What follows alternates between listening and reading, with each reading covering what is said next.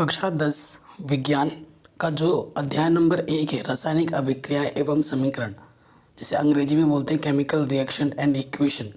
इसका जो इस चैप्टर का पार्ट 2 लेके आया हूँ। इससे पहले मैंने पार्ट 1 बनाया था, आप लोगों का अच्छा रिस्पांस मिला, उसके लिए थैंक यू। उसको मैंने बना रखा है बहुत ही सिंपल तरीके से। पार्ट 1 के ये नोट्स आपको दिख रहे होंगे, उसकी पीडीएफ भी मैंने वहाँ पर अपलोड कर दी है, तो जाके आप सीख सकते हैं, देख सकते हैं। तो ये पार्ट 2 है। पार्ट 2 में देखो, मैंने बोला था मैं आपको कैसे बनाऊंगा, आपको पता ही है। आपको मैं नोट्स के थ्रू बना रहा हूँ, आपका अच्छा नोट्स बन जाएगा, ठीक है, और कॉन्सेप्ट के साथ आपकी प्रॉपर चीज़ें भी आपके पास हो जाएंगी। जो नेक्स्ट हमारा टॉपिक है वो है रासायनिक अभिक्रिया, ठीक है। तो एग्जाम में रासायनिक अभिक्रिया जो टॉपिक है उस पर क्वेश्चन कैसे बन के आएंगे वो मैं आपको पहले बताता हूँ। कैसे लिखा है, रासायनिक अभिक्रिया किसे कहते हैं, यह कितने प्रकार की होती है, प्रत्येक को उदाहरण देकर समझाइए। ये क्वेश्चन बहुत इंपॉर्टेंट है, मोस्ट इंपॉर्टेंट क्वेश्चन है इस चैप्टर का, ठीक है। ये एग्जाम में बार बार पूछा जाता है। तो क्या लिखा है, रासायनिक अभिक्रिया होती क्या है। पहले मैं देखो, ये नोट्स मैंने बनाए, इसको मैं अच्छे से एक्सप्लेन भी कर दूंगा अभी, ठीक है। रासायनिक अभिक्रिया क्या होती है, जब एक या एक से अधिक पदार्थ परस्पर अभिक्रिया करके नए पदार्थ बनाते हैं तो ऐसी अभिक्रिया को रासायनिक अभिक्रिया कहते हैं, ठीक है। देखो, मैंने जो इससे पहले वाली वीडियो थी, मैंने आपको बताया था कि हम लेते हैं अभिकारक, मतलब चीज़ें जैसे नमक ले लिया, पानी ले लिया, तो वो हमारे अभिकारक हो गया। नमक और पानी को मैंने मिला दिया, यूँ घोल के मिला दिया, तो हमें जो नया चीज़ मिलेगा वो नमकीन पानी, वो हमारा उत्पाद हुआ, ठीक है। तो अभिकारक एक भी हो सकते हैं, एक से ज़्यादा भी हो सकते हैं। तो वही लिखा है, जब एक या एक से अधिक पदार्थ परस्पर अभिक्रिया करके नए पदार्थ बनाते हैं तो ऐसी अभिक्रिया को रासायनिक अभिक्रिया कहते हैं, ठीक है। उदाहरण के तौर पर देखो, जब हमारा मैग्नीशियम होता है, मैग्नीशियम जब हाइड्रोक्लोरिक अम्ल से क्रिया करता है तो मैग्नीशियम क्लोराइड व हाइड्रोजन गैस बनाती है, ठीक है। तो हमारे पास अभिकारक क्या क्या है, मैग्नीशियम है, किससे क्रिया कर रहा है, हाइड्रोक्लोरिक अम्ल से। मैग्नीशियम का प्रतीक क्या होता है, Mg, ये मैग्नीशियम। और हाइड्रोक्लोरिक अम्ल का प्रतीक, हाइड्रोक्लोरिक अम्ल यानी कि HCl, हाइड्रोक्लोरिक अम्ल HCl है। तो ये जो मैग्नीशियम है, ये जो HCl है, ये अभिकारक है, ये हमारे क्या हैं, अभिकारक हैं। तो ये अभिक्रिया कर रही है, अभिक्रिया के सिंबल को मैंने डार्क से दिखा दिया है। अभिक्रिया के पश्चात हमें क्या दे रही है, मैग्नीशियम क्लोराइड MgCl2, और क्या दे रही है, हाइड्रोजन गैस। जब गैस का सिंबल होता है ना, वो ऐसे तीर का निशान ऊपर की ओर दिखाते हैं, क्योंकि गैस हवा में उड़ जाती है तो ऊपर की ओर तीर का निशान दिखाते हैं। तो ये मैग्नीशियम क्लोराइड और ये जो हाइड्रोजन अलग बना, तो ये हमारे क्या हैं, उत्पाद हैं। और हमने जो मैग्नीशियम और हाइड्रोक्लोरिक अम्ल लिया तो वो क्या है, हमारे अभिकारक हैं। और यहाँ पर HCl की 2 मोल लिए हैं, 2 क्यों लिया है, क्योंकि ये जो अभिक्रिया है एक संतुलित रासायनिक समीकरण है। रासायनिक अभिक्रिया और रासायनिक समीकरण में अंतर है। ये जो अभिक्रिया है वो रासायनिक अभिक्रिया है। और देखो, ये चीज़ मैग्नीशियम और हाइड्रोक्लोरिक अम्ल क्रिया कर रही है, क्रिया का मतलब उसको मिलाया जा रहा है, तो प्लस का निशान लगाया है ना।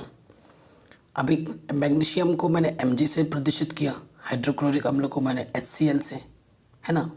जब अभिक्रिया में, ठीक है, पदार्थों को उनके प्रतीकों या सूत्रों के रूप में प्रदर्शित किया जाता है तो उसे रासायनिक समीकरण कहते हैं।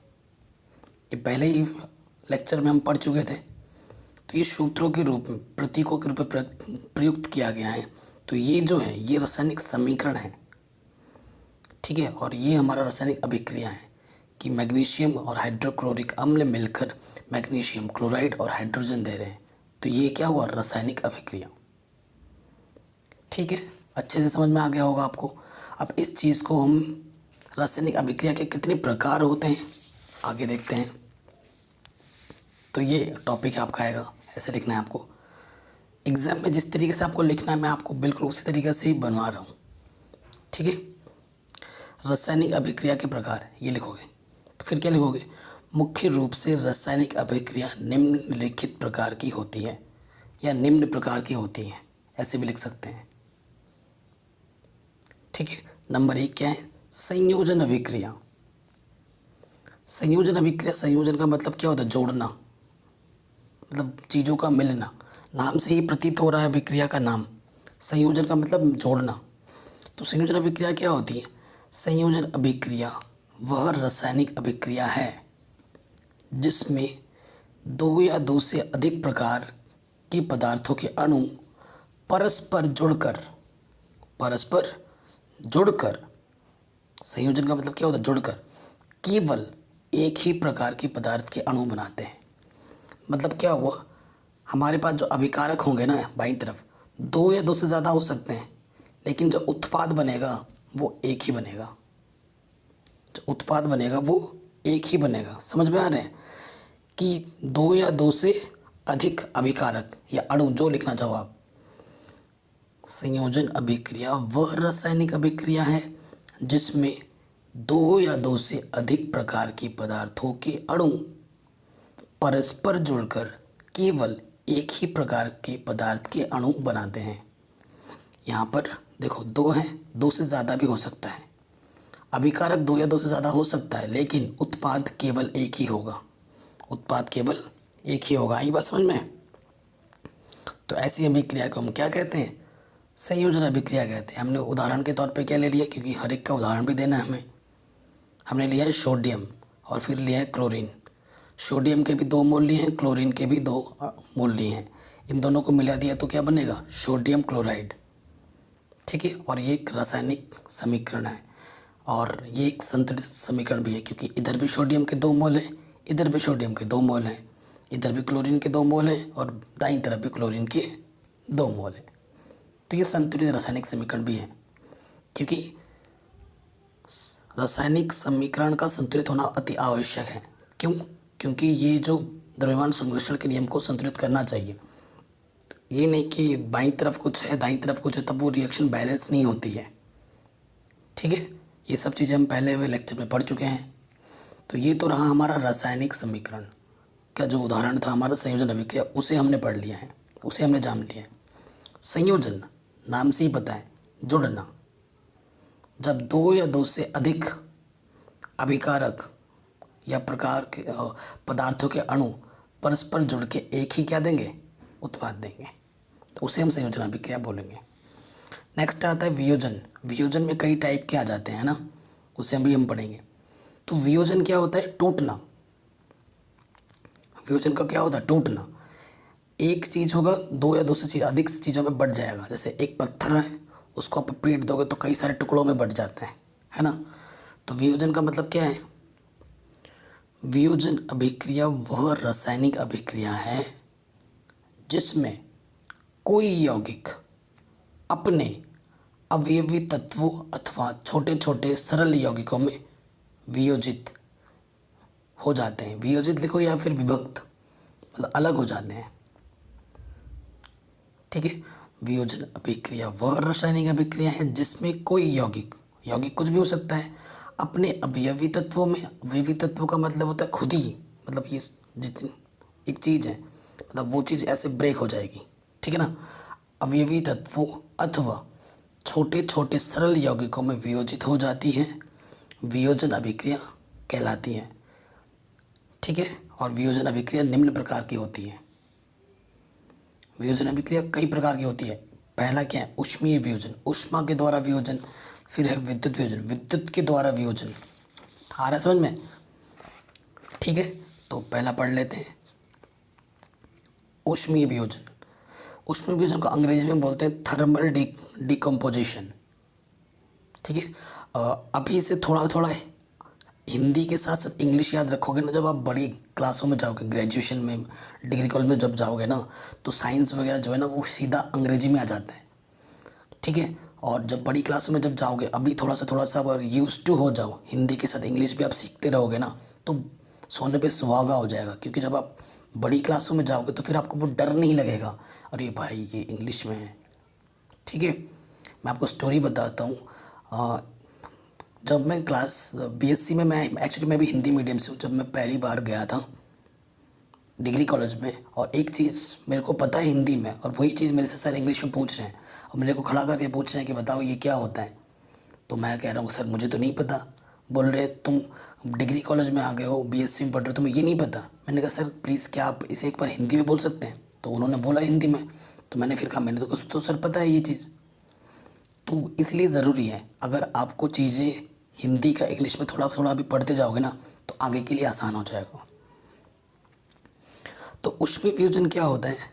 जब किसी पदार्थ के वियोजन की अभिक्रिया ऊष्मा देने पर होती है, ठीक है, जब किसी पदार्थ की वियोजन की अभिक्रिया ऊष्मा देने पर होती है तो उससे हम क्या बोलेंगे? ऊष्मीय वियोजन। ऊष्मा के द्वारा वियोजन हुआ है। जैसे कि हमने यहाँ पर क्या लिया है? पोटेशियम क्लोरेट लिया है, ठीक है। ये पोटेशियम का मतलब KClO3, पोटेशियम क्लोरेट लिए हैं। ये अभिक्रिया हो रही है, यहाँ पर लिखा है मैंने ऊष्मा। ये जो अभिक्रिया हो रही है किसके द्वारा हो रही है? ऊष्मा के द्वारा हो रही है, ऊष्मीय अपघटन हो रहा है। तो ये 2KClO3 एक ही यहाँ पर अभिकारक होगा और ये 2 या 2 से ज़्यादा, तो यहाँ पर सिर्फ 2 ही टुकड़ों में विभक्त होगा। इधर क्या आ गया? पोटेशियम क्लोराइड KCl, और यहाँ क्या आ गया? ऑक्सीजन, ठीक है। ऑक्सीजन क्या होती है? गैस होती है। तो सिंबल ऊपर की ओर दिखा दिया हमने, ठीक है। तो एक बार रिपीट कर देने, जब किसी पदार्थ के वियोजन की अभिक्रिया ऊष्मा देने पर होती है तो उसे हम ऊष्मीय वियोजन कहते हैं। उदाहरण पोटेशियम क्लोराइड ऊष्मीय अपघटन के पश्चात पोटेशियम क्लोराइड और ऑक्सीजन में विभक्त हो जाती है। सिर्फ ये लिख दोगे, ठीक। नेक्स्ट विद्युत वियोजन। तो उसी तरीके ऊष्मा की जगह बस विद्युत लगा दो, बात खत्म। क्या लिखोगे? ये इसी से बना दे रहा हूँ। जब किसी पदार्थ के वियोजन की अभिक्रिया ऊष्मा की जगह क्या लिख देना? विद्युत। विद्युत देने पर होती है तो उसे विद्युत वियोजन कहते हैं, ठीक है। बस ऊष्मा की जगह क्या लिख दो? विद्युत। 1 से 2 हो जाएंगे, ठीक। उदाहरण के तौर पे क्या है? हमारे पास सोडियम क्लोराइड है, NaCl क्या होता है? सोडियम क्लोराइड, ठीक है। सोडियम क्लोराइड में हमने इलेक्ट्रिसिटी दी, बिजली, हमारे घर का जो बिजली नहीं होता है इसमें हमने बिजली डाल दी। तो बिजली डालने पे क्या होगा? सोडियम, Na क्या होता है? सोडियम, सोडियम और क्लोरीन Cl2 मतलब क्लोरीन, क्लोरीन में विभक्त हो जाएगा। आया समझ में? तो ये भी हमारा इजीली बन गया, ठीक है। ये भी समझ में आ गया। थर्ड जो होता है, तीसरा जो प्रकार है वो है विस्थापन या प्रतिस्थापन अभिक्रिया। विस्थापन या फिर प्रतिस्थापन। विस्थापन का मतलब क्या होता है? यहाँ पर राम बैठा है और यहाँ पर श्याम बैठा है, ठीक है।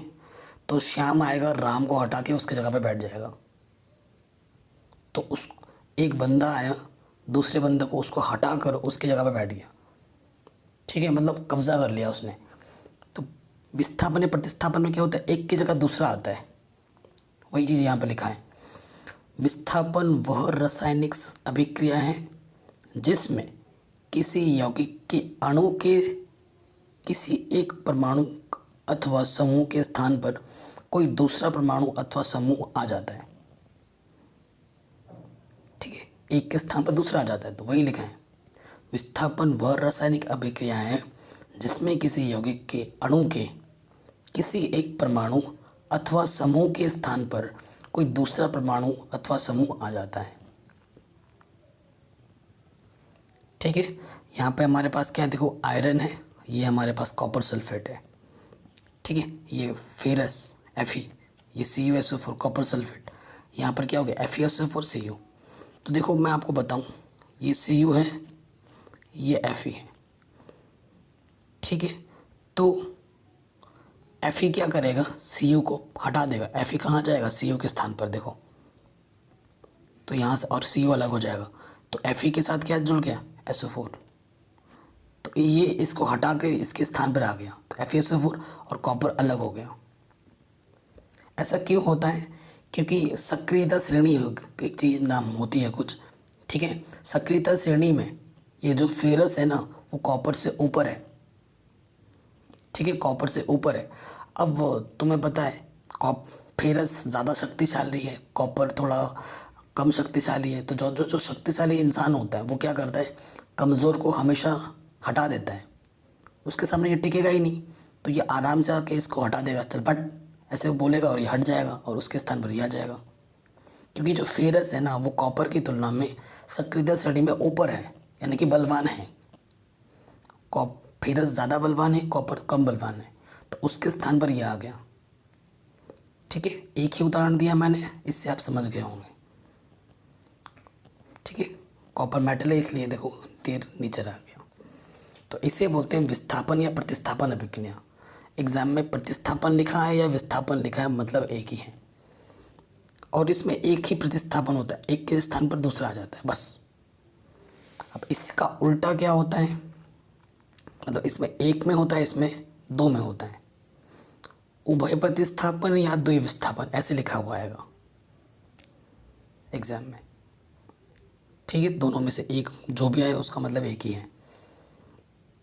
क्या लिखा आएगा, जिस रासायनिक अभिक्रिया में यौगिकों के आयनों अथवा घटकों की अदला बदली, मतलब अदला बदली, ये इसके जगह आएगा, ये इसके जगह आएगा। ठीक है, जिस रासायनिक अभिक्रिया में यौगिकों के आयनों अथवा घटकों की अदला बदली हो जाती है तथा नए यौगिक बनते हैं, वह उभय प्रतिस्थापन अभिक्रिया कहलाती है। ठीक है, वह उभय प्रतिस्थापन अभिक्रिया कहलाती है। उदाहरण के तौर पे देख लो, ये हमारा बेरियम क्लोराइड है, ये हमारा सोडियम सल्फेट है, इनकी अभिक्रिया में करवा रहा हूँ, तो यहाँ पर क्या हो जाएगा, बेरियम सल्फेट, और यहाँ पर हो जाएगा सोडियम क्लोराइड। अब चीज़ें समझा रहा हूँ और एक टिप्स मैं आपको दे रहा हूँ। कभी भी साइंस का एग्ज़ाम दो, बोले उदाहरण दो या ना बोले उदाहरण मत दो। आपको हमेशा जब भी चीज़ें आप लिखोगे साइंस में, हो सके तो चित्र, अगर ना भी बोले तो हो सके तो एक चित्र बना दो। उदाहरण के लिए अगर ना भी बोले तो खुद से एक उदाहरण दे दो।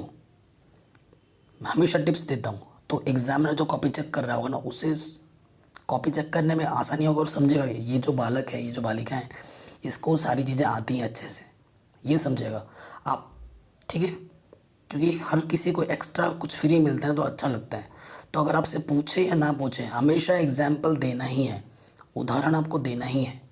मैं आपको ये चीज़ें बता रहा हूँ। ठीक है, तो जो भी अभिक्रिया, जो भी आप परिभाषा पढ़ोगे, उसका कम से कम 2 से 3 उदाहरण हमेशा याद रखो। तो ये इसका उदाहरण क्या दिया, देखो मैंने BaCl2 लिया प्लस Na2SO4 लिया।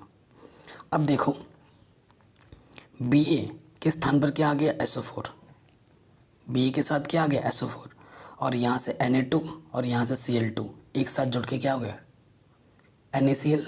ये भी Na भी 2 था, Cl भी 2 था, तो 2 यहाँ लग गया, 2 NaCl। तो अदला बदली हुई, देखो Ba के स्थान पर SO4 आ गया और Na2 और Cl2 एक साथ लग गए, NaCl। तो घटकों की क्या हुई, अदला बदली, इसके स्थान पर ये, इसके साथ ये। तो इसे हम क्या बोलेंगे, उभय प्रतिस्थापन या फिर द्विविस्थापन अभिक्रिया। ठीक है, तो ये चीज़ें भी हो गई। अब आगे बढ़ते हैं। देखो जो हमारा नेक्स्ट वीडियो होगा ना, नेक्स्ट वीडियो में हम जो रासायनिक हमारे पास समीकरण होता है ना, उसको कैसे संतुलित किया जाता है वो हम सीखेंगे, क्योंकि वो एक जो प्रॉब्लम है ना, वो हर बार आता है। ठीक है, आपको प्रॉपर नोट्स भी मैं बना के दे रहा हूँ। अब आते हैं नेक्स्ट जो टॉपिक है, इस पर बहुत इंपॉर्टेंट है, ये क्वेश्चन हर बार लगभग हिंदी मीडियम में आ जाता है, हर बार, बहुत इंपॉर्टेंट है। क्वेश्चन क्या है, निम्न पदों का वर्णन कीजिए, प्रत्येक का एक उदाहरण भी दीजिए, या फिर एग्जाम में कैसे लिया गया, निम्नलिखित पर टिप्पणी कीजिए, उदाहरण से टिप्पणी कीजिए, ऐसे भी क्वेश्चन में लिखा आ सकता है। ठीक है, तो संचारण और विकृत गंधिता, ये 2 बहुत फेमस क्वेश्चन है जो कि हर बार पूछे जाते हैं, हर बार, बार बार आता है ये। संचारण को अंग्रेजी में कोरोजन बोलते हैं। ठीक है, अब संचारण आप अपने डेली लाइफ में देखते हो, लेकिन आपको पता नहीं होगा कि इसे संचारण बोलते हैं। देखो मैं क्या है, किसी धातु की सतह पर वायु, जल अथवा अपने चारों ओर उपस्थित किसी अन्य पदार्थ द्वारा अभिक्रमित हो जाती है तब यह संचारित कही जाती है अथवा इस पर जंग लग जाता है। यह प्रभाव संचरण कहलाता है। बहुत अच्छा होगा अगर इसे आप याद कर लो। अगर याद नहीं हो पा रहा है तो मैं इससे भी सरल तरीके से बता सकता हूँ। देखो, चीज़ों को समझना ज़्यादा ज़रूरी है, रटना नहीं। पहले बता रहा हूँ, साइंस में ये चीज़ होती है। तो आप क्या बोल सकते हैं अपनी भाषा में? देखो, ऐसे लिख सकते हो, हम अपने दैनिक जीवन में ये देखते हैं कि जब कोई धातु की वस्तु को हम किसी नमी वाले स्थान में रख देते हैं या फिर किसी बंद कमरे में रख देते हैं कई दिनों तक, जहाँ पर हवा धूप नहीं होती है, तो कुछ दिनों के बाद देखते हैं कि धातु की सतह पर एक भूरी भूरी रंग की परत जम जाती है ना। धातु की सतह पर एक भूरी भूरी रंग की परत जम जाती है जिसे हम जंग लगना कहते हैं। और ये जो जंग होता है वो धीरे धीरे धातु को अभिक्रमित कर देता है, यानी कि धातु की जो शक्तिशीलता होती है उसे कम कर देता है। और इसी प्रभाव को हम क्या बोलते हैं? संचारण बोलते हैं। ठीक है, उदाहरण के लिए जो चीज़ आपने बोला वही उदाहरण हो जाएगा। लोहे पर जंग लगना, ये एक इसका उदाहरण दे सकते हो आप। उदाहरण क्या हो जाएगा? लोहे पर जंग लगना। और जंग का जो सूत्र होता है ये होता है, ये Fe2O3.X X कुछ भी हो सकता है।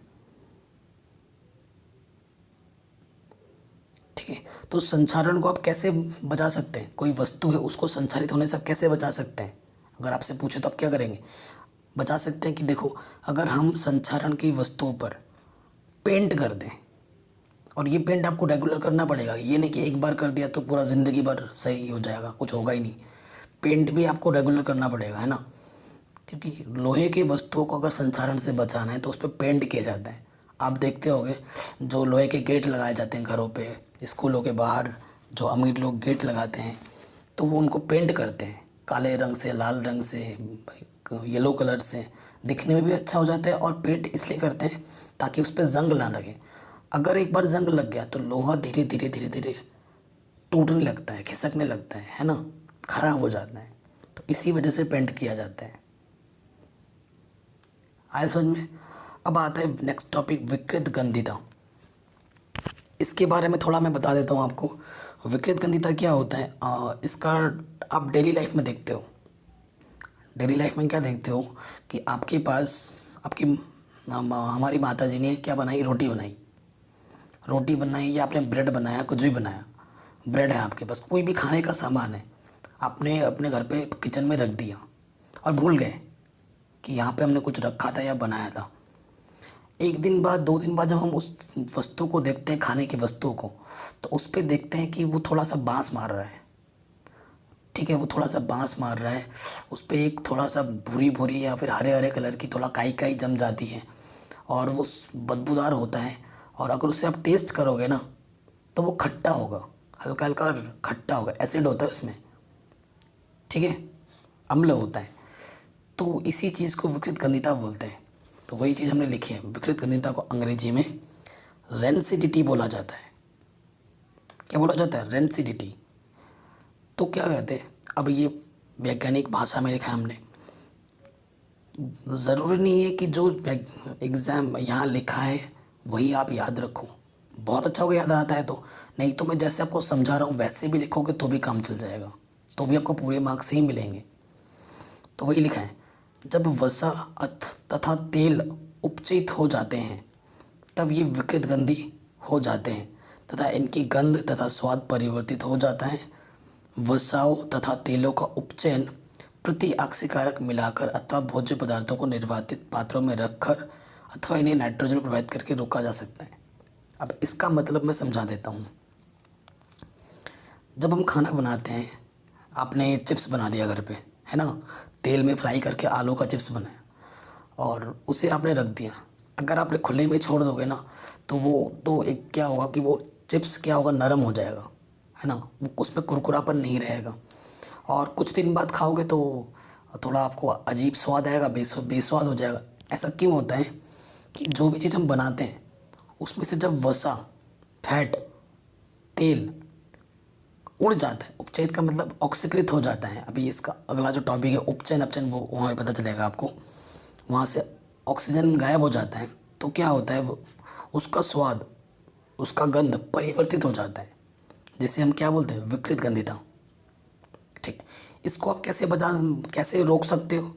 आप क्या करो, जो भी आपने बनाया ना उसको एक बंद डब्बे में बंद कर दो, जिसमें हवा ना लग सके, ठीक है, और किसी से क्रिया ना कर सके।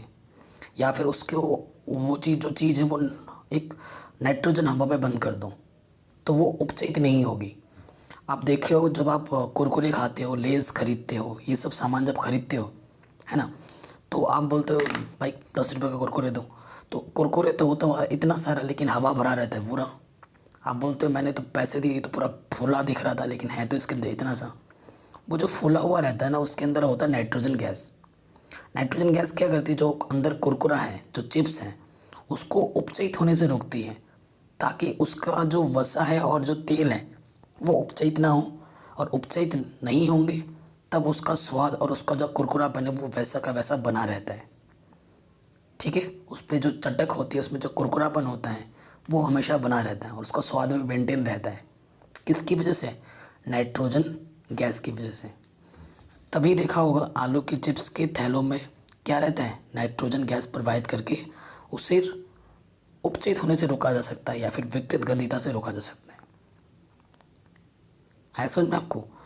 तो देखो ये आपका नोट्स भी बन गया प्रॉपर। एंड वीडियो कैसी लगी आप ज़रूर बताना कमेंट करके। ये हमारा इस चैप्टर का सेकंड लेक्चर था। आने वाले टाइम में हम और भी लेक्चर प्रोवाइड करेंगे और साल के एंड तक हम अपना सिलेबस पूरा कंप्लीट कर लेंगे। मेरे बताए हुए तरीक़ों से पढ़ोगे लिखोगे तो आप एग्ज़ाम में बहुत अच्छे मार्क्स लाओगे। थैंक यू, जय हिंद। वीडियो को हर जगह शेयर कर देना। चैनल पे नए हो तो सब्सक्राइब करके नोटिफिकेशन बेल को प्रेस कर लेना।